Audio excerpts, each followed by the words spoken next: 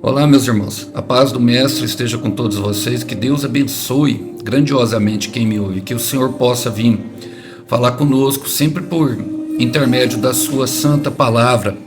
O texto hoje para nossa breve meditação encontra-se no Evangelho de Jesus Cristo, segundo João. Eu quero ler com vocês o capítulo 7. Nós vamos ler a partir do verso 28, que diz assim: Enquanto ensinava no templo, Jesus disse em alta voz: Sim, vocês me conhecem e sabem de onde eu venho, mas não estou aqui por minha própria conta. Aquele que me enviou é verdadeiro, e vocês não o conhecem, mas eu o conheço, porque venho dele e ele me enviou a vocês. Então tentaram prendê-lo, mas ninguém pôs a mão nele, porque ainda não havia chegado a sua hora. Muitos entre as multidões no templo creram nele e diziam: Afinal, alguém espera que o Cristo faça mais sinais do que este homem tem feito? Glória a Deus. Irmãos, essa passagem de João, ela é relatada logo depois do milagre da multiplicação dos pães. João, ele retrata o seu evangelho ele escreve a algumas pessoas, vamos dizer, o público-alvo de João era um público que tinha uma inteligência um pouco mais aperfeiçoada. Eram os gregos, que eram extremamente pensadores, viviam ali na época da formação daquelas escolas que tinham helenísticas, estoicas e quantas outras eu poderia citar aqui, de pensadores como Sócrates, como Platão e tantos outros que vêm dessa linhagem de pessoas que tentavam simplesmente encontrar o sentido da vida. E então João, ele tem uma característica um pouco especial que eu gosto muito. O evangelho de João, ele não é um evangelho igual aos outros três, de Marcos, Lucas e Mateus, que são considerados evangélicos sinópticos. O evangelho de João, ele é considerado um evangelho um pouco mais espiritual, e ele, de certa forma, é o queridinho da igreja por isso, porque ele retrata algumas partes de Jesus que os outros não retratam, como, por exemplo, essas compreensões que tinham a respeito das mensagens de Jesus equivocadas, como essa. Ele vem ali fazendo os milagres e logo depois ele promete a água viva. Ele está na festa aqui, se eu não me engano, das cabanas, justamente. É aquela festa a qual ele fala: quem tem sede, vem a mim e beba. Mas um pouco antes, ele ensinava no templo, e esse foi a parte que eu li do texto para vocês. Eu quero me pegar a essa parte justamente para aquilo que o Senhor quer nos dizer no dia de hoje. Ele ensinava logo depois de ter sido ameaçado. Ele tinha discutido, ele tinha sido chamado pela festa pelo seu irmão Tiago. Tiago, ele falou que não ia, mas depois ele apareceu e ensinou. Houve uma ameaça e logo depois ele fala, a palavra fala que ele vem ensinar novamente. E ele diz essas palavras: vocês não me conhecem. Por quê? Porque eles estavam olhando para o Jesus homem, o Jesus natural, o Jesus que vem de Nazaré, o filho de Maria, o irmão de Tiago, aquele que, sabe, não a origem real dele, que é justamente a origem divina, que ele vem do céu, e ele dá essa mensagem, e essa compreensão equivocada divide as pessoas. Alguns, por entenderem a luz, entenderem que Jesus é a luz, se dividiam em duas multidões. Uns se tornavam seus discípulos, outros tentavam e voltavam justamente para a escuridão que havia antes de suas vidas, por entender que seria mais fácil. Era como se houvesse um bug mental na cabeça deles. Muitos dos discípulos só compreenderam depois que Jesus morreu. A maioria deles só compreendeu algumas mensagens que ele dava. Tamanha a dificuldade era depois que receberam o Espírito Santo, e outros tentavam prendê-lo, tentavam matá-lo. Mas Jesus, ele nos mostra que para amar tem que ter coragem. Eu quero repetir isso: para amar tem que ter coragem, porque ele entrava no templo ali, mesmo correndo risco de morte, como a palavra mesmo fala, que tentavam prendê-lo pelas mensagens que ele diziam. a fim de tirar, como a palavra fala, muito entre as multidões no templo creram nele e diziam, para arrancar alguns da multidão. Porque na multidão nós temos uma impressão equivocada de Jesus, nós temos uma impressão de um Jesus religioso. Naquela época, um Jesus que seria um Jesus revolucionário, que viria como rei, que resolveria o problema apenas de Israel. E a verdade é, irmãos, que se nós formos olhar para esse mundo é mau, ele é cruel e sangrento. Sabe, alguns são como eles, alguns metem a cara, outros metem a bala e outros metem o louco. E alguns partem para o resgate, sabem que as atrocidades da vida, elas trazem grande e envenenam a nossa alma com muita maldade. Essa é a verdade.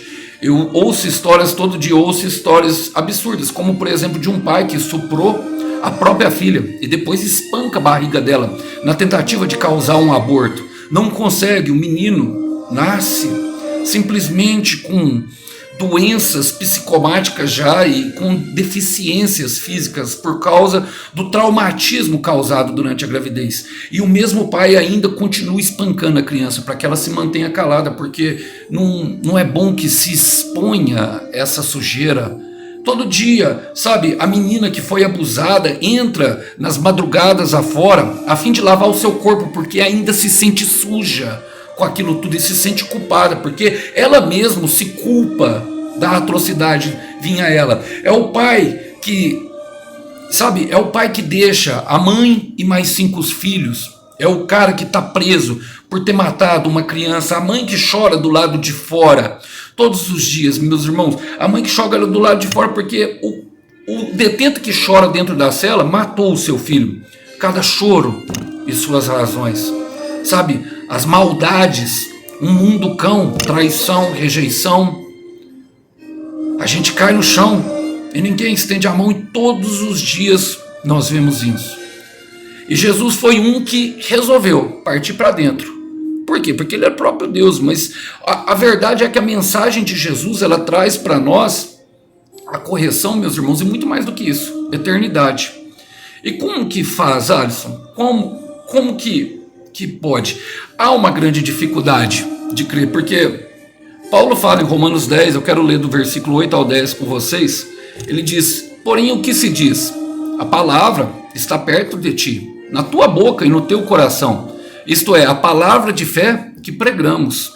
Se com tua boca confessares Jesus como o Senhor e em teu coração creres que Deus ressuscitou dentre os mortos, serás salvo.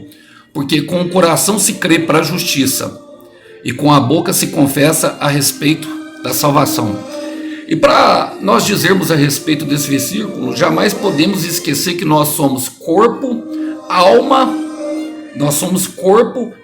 e espírito. O nosso ser, ele é espiritual vivendo uma experiência carnal, que é regido justamente pela nossa alma, que é dividida, é subdividida ainda entre mente e coração, mas o espírito também pode ser considerado coração, e quando ele fala crer com o coração, ele está falando crer com o espírito. E quando nós consideramos isso, é muito mais difícil, porque nós passamos 1/3 da nossa vida aprendendo aqui nesse mundo mais sobre a nossa mente, e nos tornamos seres totalmente racionais, como era ali naquela época de João. Procuramos um sentido da vida de forma racional. E o maior inimigo da fé, irmãos, nós precisamos compreender, nunca foi o medo. O medo, ele é inimigo do amor, mas o inimigo da fé é a razão. Nós queremos dar um sentido em tudo que Jesus está falando, e muitas das coisas que ele chegava e falava não tinha sentido. Ele falava assim, vocês me conhecem, olha o que ele fala, sim, vocês me conhecem bem de onde eu venho, mas não estou aqui por minha própria conta. Mas, e ele fala assim, mas aquele que me enviou é verdadeiro, e vocês não o conhecem, mas eu o conheço, porque eu venho dele. Primeiro ele falou que conhece, e depois ele desplugou totalmente, levando para o sentido espiritual, da onde nós estamos vindo mesmo, meus irmãos, do céu. E com essa capacidade que nós temos de desenvolver justamente a nossa mente passando 1/3 da nossa vida estudando coisas sobre esse mundo, a nossa alma se fragmenta. O nosso corpo, na verdade, o nosso ser, não a nossa alma. A alma fragmentada é outra coisa. O nosso ser se fragmenta em 3 seres: um espiritual, um que é a nossa alma e o nosso corpo. E isso traz um prejuízo muito grande se nós formos pensar. Antigamente, meus irmãos, dava-se os dados que um jornal tinha... um jornal continha informações que o povo da época de Jesus demoraria pelo menos 10 meses para absorver aquele tanto de informação. Hoje, com a internet, então, esse bug que há, o meu filho, o Noah, ele pega o YouTube, ele vê 2.000 shorts, eu creio, em menos de 3 horas. Ele sabe muito mais de futebol que eu, que vi notícias de futebol a vida toda, porque eu era um fanático por futebol. Ele sabe muito mais do que eu, ele sabe jogadores que eu nem sei o nome, para vocês terem. Só que isso, em vez de fazer bem para nós, acaba dando ruim, cria pessoas vazias. Isso representa um verdadeiro obstáculo, porque o que nós precisamos entender é Jesus Cristo no nosso tempo de hoje. E nós não conseguimos aprofundar no Espírito, como Paulo pede. Crer com todo o coração.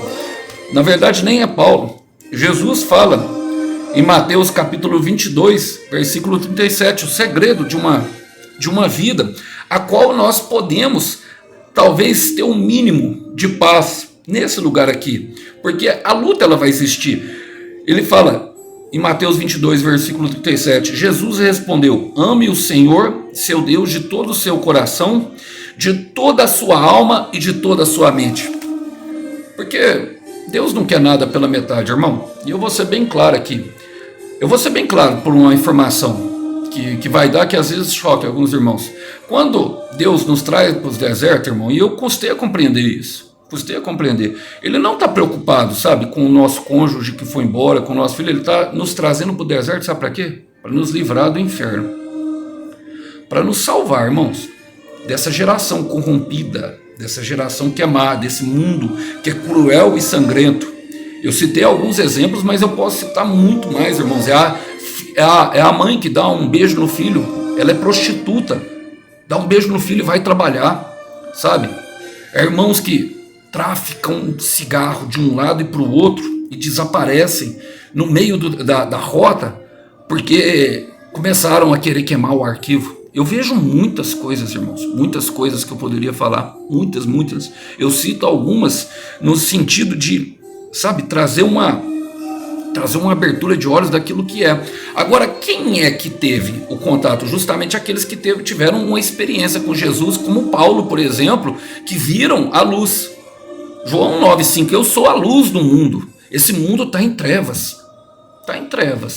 E quando ele nos traz nos desertos, é justamente para nos conceder uma experiência, a qual nós possamos nos arrepender e posteriormente uma experiência de salvação, para que o Espírito Santo nos fortaleça.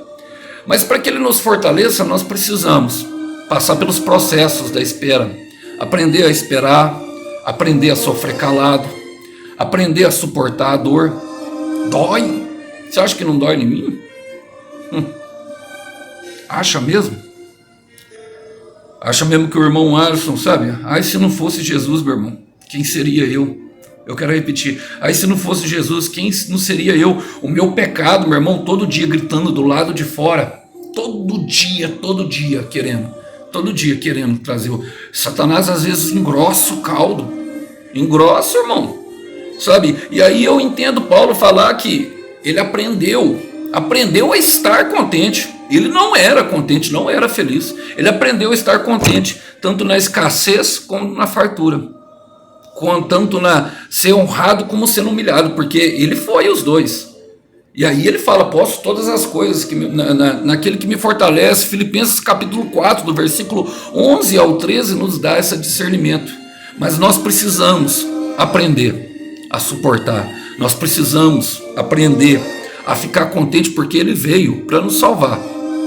Ele vai, sim, sabe, cumprir promessas, porque a promessa faz parte justamente de alcançar mais pessoas, de uma história que nós poderíamos contar com um sorriso no rosto, de que Deus é fiel e de que realmente Ele zela por nós. Mas a preocupação maior dele mesmo, meu irmão, é justamente com o nosso coração, para que nós possamos nos entregar totalmente para ele, porque somente assim poderemos ser salvos. Crer com a boca e com o coração, amar o Mestre com todas as nossas forças, com toda a nossa alma e com todo o nosso entendimento. O Cordeiro tem sim, sabe, a recompensa para o nosso sacrifício, mas lembrando que o nosso sacrifício parte de uma conduta de negar esse mundo que tenta nos puxar para ele e tenta nos colocar para baixo todo dia, de negar a si mesmo e tomar uma cruz que é verdadeira e real, que sangra e que dói. Eu gostaria de deixar essa mensagem para vocês hoje, irmão. Eu sei que o tom é um pouco mais severo, mas eu entendo que algumas pessoas precisam, sabe, realmente acordar para a realidade. Que Deus abençoe. A paz do Mestre. Com Deus. Tchau, tchau.